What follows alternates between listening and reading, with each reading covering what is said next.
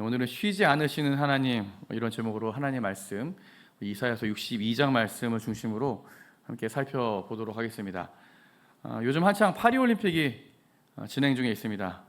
여러분, 올림픽 함께 이제 진행하고 있는데 올림픽의 꽃은 무엇일까요? 올림픽의 꽃은 육상이라고 합니다. 육상 중에서 특히 이제 마라톤, 이게 올림픽의 꽃이죠. 그래서 제일 마지막에 마라톤을 진행하는데요. 여러분, 토끼와 거북이가 그 육상 경기한 경주 시합 아십니까? 토끼와 거북이도 육상 경주 시합을 했다고 합니다. 여러분, 토끼와 거북이 이 경기의 승자는 누구일까요? 거북이였습니다. 여러분, 왜 근데 거북이가 토끼에게 이길 수 있었을까요? 거북이의 승리의 비결은 쉬지 않고 달렸기 때문에입니다. 쉬지 않고 달렸기 때문에. 물론 거북이는 토끼에 비해서 느리고 그리고 토끼와 사실 경주가 되지 않죠. 하지만 느렸기 때문에 페이스를 조절하면서 쉬지 않고 걸었기 때문에 토끼와의 경주에서 승리할 수 있었습니다. 그러면 반대로 토끼는 왜 졌을까요? 물론 토끼가 너무 교만해서 거북이를 깔보고 한 것이 큰 문제였지만, 사실은 더 큰 문제는 너무 빨리 가려고 하다 보니까 이 페이스 조절에 실패해서 그만 피곤해서 잠이 들었고, 그것 때문에 이 달리기라고 하는 이 중요한 일을 그르치고 말았습니다. 여러분, 이렇게 빨리 가고 쉽게 가고 먼저 가고 이런 것이 당장은 좋을 것 같지만 사실 놓치는 것이 굉장히 많습니다. 느리고 답답하지만 이 꾸준히 가는 것이 더 많이 갈 수 있다. 이것이 오늘 이 이야기의 이제 교훈이죠. 여러분, 사람들은 거북이가 되기보다 토끼가 되고 싶어 합니다. 요행을 바라는 그런 마음이 있다고 하잖아요. 더 쉽고 더 빠르고 더 잘 되는 방법을 찾기 원하고 그렇게 또 살기 원합니다. 오늘 그 이스라엘 백성들도 구약 성경에 보면 그런 삶을 살았습니다. 좀 더 쉽고 더 빨리 되기를 바라는 좀 인간적인 마음으로 이 하나님 말씀을 따르는 것보다는 자기들 생각에 옳은 대로, 합리적인 대로 판단하고 행동한 것입니다. 그래서 말씀에 순종하는 이런 어리석은, 좀 어떻게 보면 미련해 보이는 방법보다 자신의 생각, 육신의 정욕, 이 마음의 욕구를 따르는 그런 삶을 살았어요. 그리고 눈에 보이지 않는 하나님보다 사실은 이방 나라, 그리고 이방 나라의 우상 섬기는 것이 훨씬 도움이 된다고 생각해서 그렇게 섬겼습니다. 실제로 여러분 그렇지 않습니까? 하나님은, 우리가 하나님 믿는다고 말을 하지만 하나님이 눈에 보이지 않잖아요.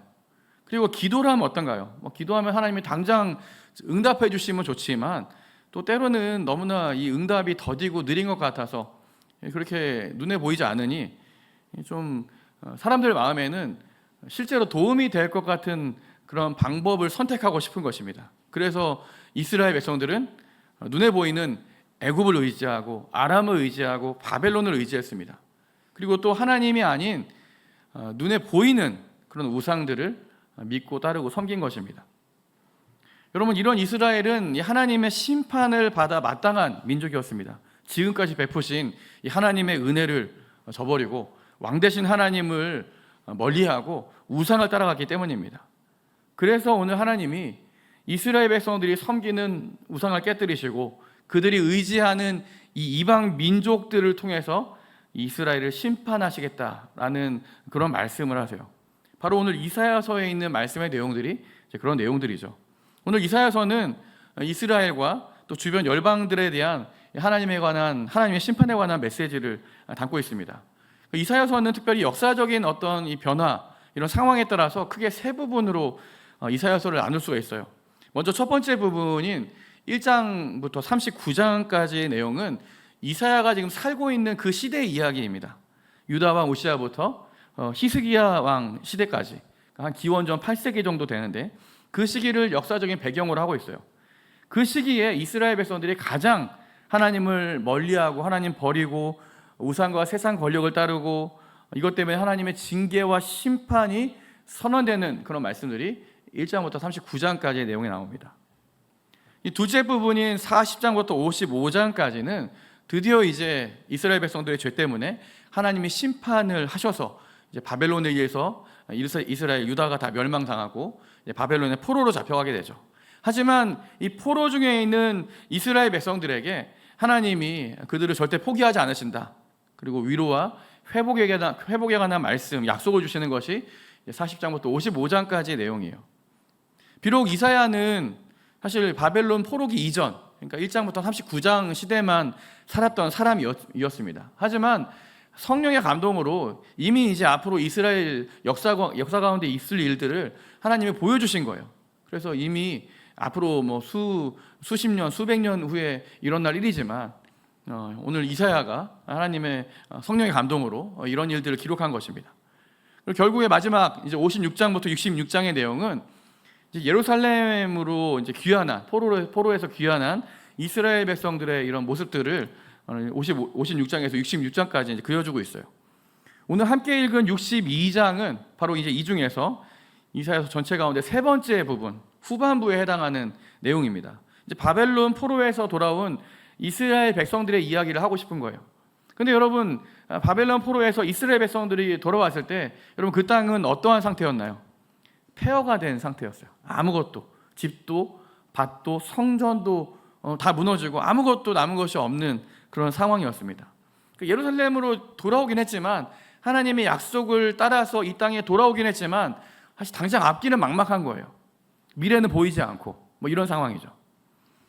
이제 이스라엘은 버림받은 땅처럼 되었습니다. 오늘 말씀에 의하면 이 하나님의 도성, 거룩한 땅, 이 이스라엘은 완전히 폐허가 되고 뿌리째 뽑혀지고 사람들이 더 이상 찾지 않는 저런 황무지 같은 땅이 되어버린 거예요. 여러분, 왜 이렇게 되었나요? 바로 이스라엘 백성들이 빨리 가는 토끼가 되고 싶었기 때문에, 느리게 하나님의 말씀을 기다리는 거북이가 아니라 빨리 가고 싶었기 때문에, 너무 빨리 가려다가 이렇게 넘어지고 무너지고 실패하게 된 것입니다. 하지만 여러분, 이렇게 비참한 이스라엘을 보면서 가장 가슴 아파하시는 분은 사실 하나님이십니다. 하나님은 이스라엘 백성들에게 하나님 약속대로, 말씀대로 심판하시고 이스라엘 백성들을 멀리할 것처럼 하나님이 내쫓으셨지만 이 버림받은 이스라엘보다 사실 하나님 마음이 더 아팠어요. 마치 집 나간 우리 자녀를 기다리는 그런 아픈 마음으로 하나님은 이스라엘을 더 이상 가만 내버려 둘 수가 없었습니다. 그래서 하나님이 목자의 마음으로 이스라엘을 다시 찾아가신 거예요. 찾아가신 후에 그들의 찢긴 상처를 싸매시고 이 상한 마음을 고쳐주시고, 여러분, 이스라엘이 하나님을 찾은 게 아니라 하나님께서 먼저 이 죄지은, 이 멸망한 이 죄 때문에 이렇게 완전히 무너진 이스라엘에게 손을 내미신 거예요. 자녀들이 먼저 잘못했는데 우리 아버지 되신 하나님이 먼저 용서하시겠다고 손을 내미신 것입니다. 그러니까 여러분, 하나님이 여러분 자존심이 없겠어요? 하지만 하나님 그 자존심보다 이스라엘 백성들을 아끼고 사랑하는 마음이 더 컸던 것입니다. 그래서 오늘 62장 말씀은 하나님이 이제 그들의 이 모든 죄를 용서하시고 다시 이스라엘이 저처럼 다시 회복할 것이다, 이렇게 약속하시는 그런 말씀들이 62장 내용이에요. 오늘 1절 말씀 보시면 이스라엘이 다시 시온의 의가 비처럼 드러나고 예루살렘의 구원이 다시 횃불처럼 밝게 빛나게 될 때까지 내가 이 시온을, 이 이스라엘을, 예루살렘을 격려하시겠다고 하나님 말씀하세요. 그날이 되면 이방 나라들이 다시 이 회복된 예루살렘을 통해서 공의와 영광을 보게 될 것이고, 물론 지금 회복하시는 하나님 이 땅 예루살렘은 예전에 이제 그 예루살렘은 아니에요. 이전 것은 다 지나가고 보라 새 것이 되었도다. 하나님 안에서 새롭게 되는 새 예루살렘의 비전을 하나님이 지금 이스라엘 백성들과 많은 사람들에게 보여주시는 그런 장면입니다. 하나님이 그런 의미에서 이 예루살렘에 새 이름을 부여하십니다. 새 이름을 주세요. 이 새 이름은 주님께서 지어주시는 이름입니다. 4절에 보면 여러분, 이스라엘이 떠났을 때는 어떤 이름으로 불렸냐면 버림받은 자라, 황무지라, 그러니까 버려진 땅이다, 뭐 이런 의미로, 그런 이름으로 이렇게 불렸어요. 사실은 실제로 그렇죠. 버림받은 땅이었고 황무지같이 되어버렸습니다. 하지만 이제 다시 이스라엘 백성들을 회복시키시고 하나님이 붙들어 주실 때 이름이 바뀐 거예요. 바로 이 새로운 이름이 헵시바라는 이름과 뷸라라는 이름입니다. 헵시바는 기쁨, 즐거움, 값비싼 보석 이런 뜻이고, 하나님이 또 예루살렘을 기뻐하기로 결정했다, 이런 뜻입니다. 뷸라는 뭐 결혼한 신부, 하나님과 결혼한 여인, 이런 의미입니다. 여러분 요즘 결혼식이 한창 있었는데요. 지난주도 뭐 두 건도 있고 두 팀이 또 결혼하고 계속 결혼식이 진행 중입니다. 저는 결혼식에서 가장 주목하는 시간은 신랑과 신부가 입장하는 시간이라고 생각합니다. 가장 하이라이트죠. 신랑이 먼저 입장을 하고 신부가 입장하는 그 순간이 가장 긴장되는 시간인 것 같아요. 아마 결혼하는 당사자들도 긴장을 하고 또 결혼식을 보는 우리들도 되게 긴장을 하고 뭐 이렇게 신부 입장하려고 하는데 이 결혼 뭐야 그러면서 막 누가 소리 지를 것 같고 막 그런 긴장감이 막 감도는 그런 시간이에요. 하지만 여러분 결혼식 중에 가장 화려하고 감동적인 이 순간은 신부가 이 문을 열고 이제 그 입장하는 그 시간이에요.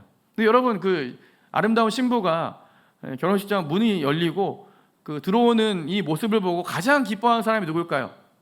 가장 기뻐하는 사람은 신랑입니다. 신랑이 한박 웃음을 지으면서 얼른 달려나가서 이 신부를 맞이하죠. 그렇게 해서 이제 결혼식이 시작이 됩니다. 오늘 이 62장 말씀이 바로 이제 결혼식을 하는 장면이에요. 이 결혼식 하는 다시 기쁨. 이 신랑은 누구일까요?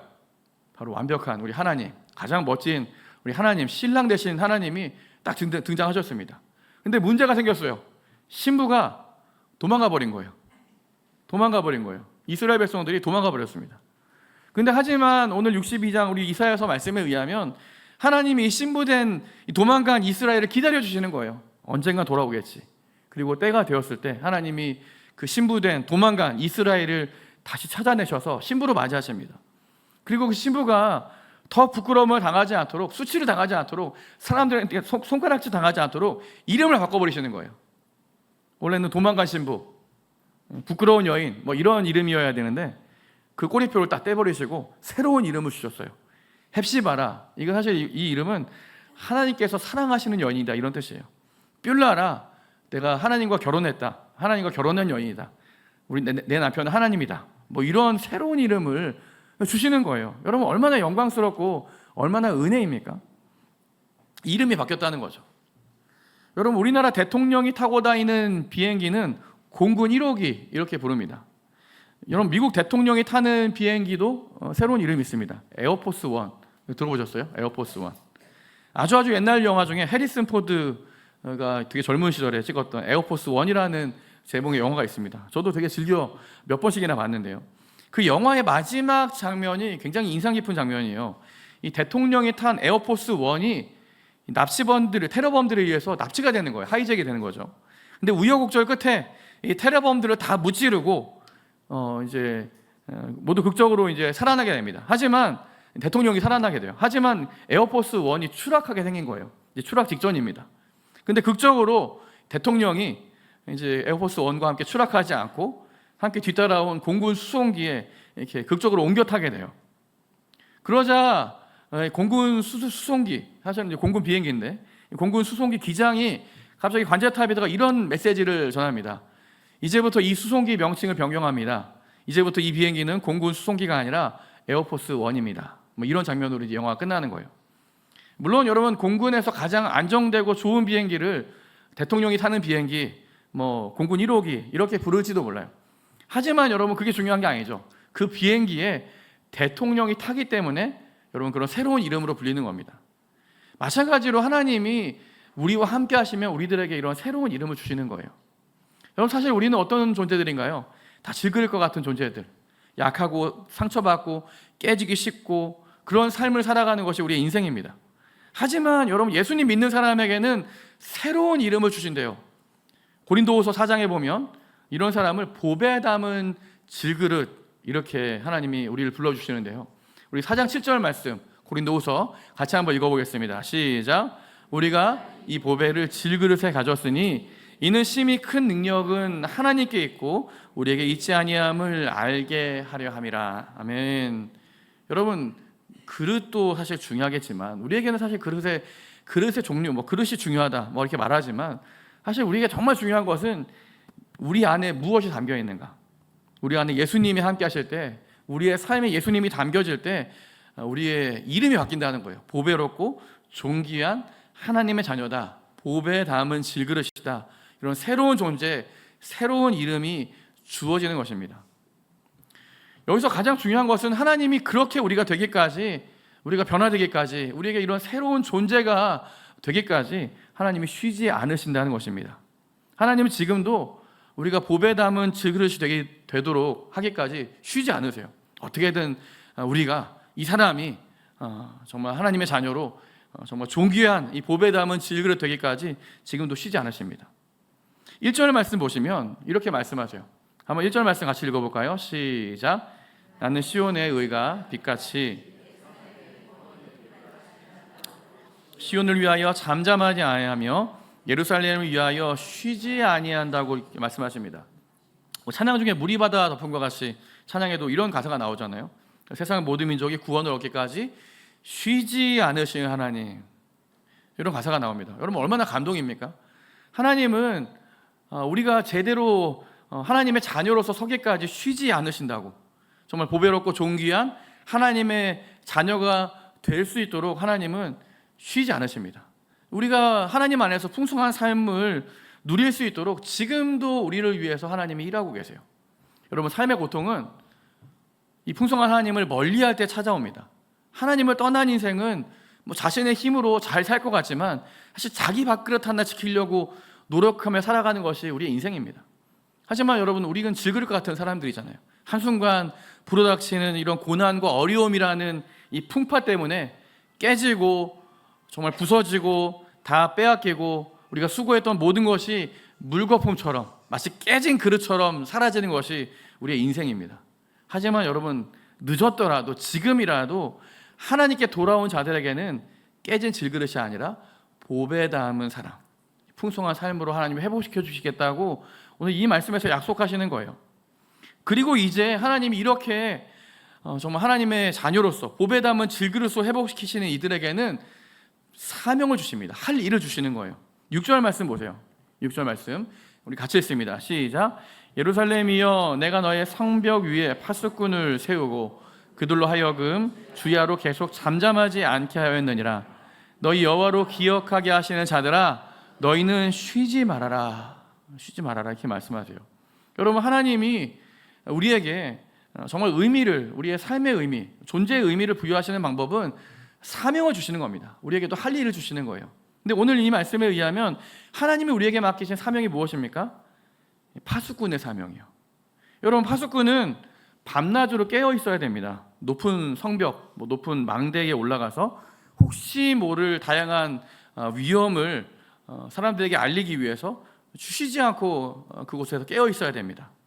이 파수꾼의 사명을 가졌다는 것은 바로 이런 일입니다. 우리가 쉬지 않고 하나님께 기도하는 일, 쉬지 말고 기도하라.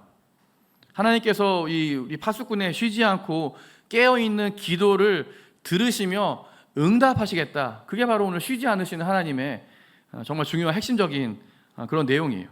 우리 쉬지 않고 기도하는 우리의 기도를 하나님이 분명히 들으시고 일하시겠다. 심지어 7절 말씀에 보면 하나님 이렇게 말씀하세요. 7절 말씀 이것도 같이 읽습니다. 시작. 또 여호와께서 예루살렘을 세워 세상에서 찬송을 받게 하시기까지 그로 쉬지 못하시게 하라. 아멘.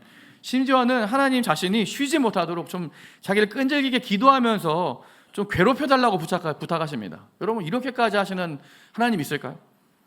끈질기게 좀 기도하면서 자기가 좀 일할 수 있도록 하나님이 그렇게 우리에게 부탁을 하세요. 얼마나 놀라운 은혜입니까? 하나님은 오늘 이스라엘뿐만 아니라 오늘 우리에게도 이런 약속을 하시는 거예요. 견고히 우리의 삶을 세우시고 끊임없이 하나님이 우리의 이 땅을 위해서 일하시도록 좀 우리도 역시 쉬지 말고 기도해달라, 이렇게 하나님이 우리에게 정말 명하시는 것입니다. 여러분, 우리 하나님은 신실하신 하나님이세요. 우리의 기도를 들으시는 우리 하나님이 성실하신 하나님입니다. 우리가 기도하면 하나님이 쉬지 않으십니다. 물론 여러분, 우리가 기도하지 않아도 사실 하나님은 원래 성실하신 분이세요. 우리가 이 땅을 위해서 굳이 기도하지 않아도 하나님은 지금도 이 땅을 다스리고 주관하고 계십니다. 근데 여러분, 굳이 왜 우리는 또 하나님이 계속 우리의 기도에 응답하시고 이 땅을 위해서 일하시도록 기도해야 될까요? 왜 우리는 열방과 또 민족을 위해서 또 우리가 계속 기도해야 될까요? 왜 하나님이 이 땅을 돌보시고 우리를 돌보시고 분명히 우리에게 은혜를 주실 것인데 또 은혜 주시도록 왜 기도해야 되는 것일까요? 사실 여러분, 기도라는 것은 우리가 기도를 통해서 하나님을 움직이는 시간이 아니에요. 예전에 뭐 책 제목 중에 이런 책 제목이 있었거든요. 하나님의 보좌를 움직이는 기도. 저도 어렸을 때 읽었던 것 같은데, 여러분, 기도는 하나님을 움직이는 게 아니라 바로 나를 움직이는 시간이 기도입니다. 하나님은 기도라는 통로를 통해서 내가 좀 살아나기, 내가 거듭나기 원하시는 거예요. 그러니까 기도는 하나님을 내게로 끌어오는 시간이 아니라 내가 기도를 통해서 하나님께 더 가까이 가도록 하는 그 시간이 바로 기도 시간입니다. 여러분, 그래서 기도하라고 하시는 거예요. 하나님께서 쉬지 않으시는 이 하나님의 보폭을 마칠 수 있도록 우리에게도 하나님이 우리에게 좀 같이 우리 가자라고 하나님이 우리가 권하시는 거예요. 쉬지 말고 기도해라. 당장 눈앞에 우리 하나님의 응답, 하나님 일하심이 보이지 않죠. 왜냐하면 하나님의 보폭과 우리의 보폭은 다르니까요. 하지만 여러분, 그래도 쉬지 말고 기도하라고 하십니다. 그래야 그래도 조금 더 하나님께 더 가까이 나가서 조금 더 한 개로 하나님께 친밀해지면서 우리 하나님의 응답을 경험할 수 있기 때문입니다. 저희 다음 주 이제 금요일이죠. 8월 9일에 저는 우리 14명의 청년들과 함께 이제 미얀마 네비도로 저도 함께 떠납니다.